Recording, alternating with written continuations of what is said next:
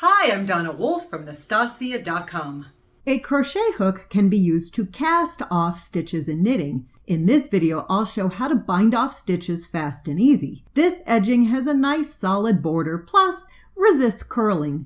To do this, I'm starting out with the knitted stockinette stitch made in super bulky weight yarn.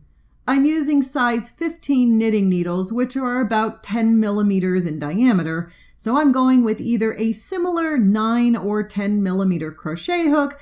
I begin by inserting my crochet hook as if I were to knit the stitch. Then I make a yarn over and remove the stitch from the knitting needle. Now I go into the second loop as if to knit and make another yarn over and pull through.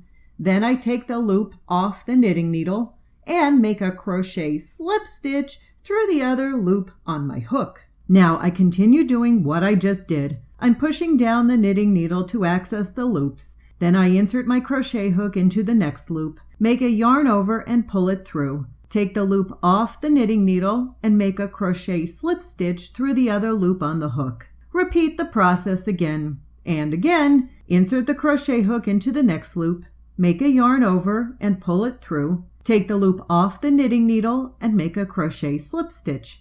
Continue doing this process across the row.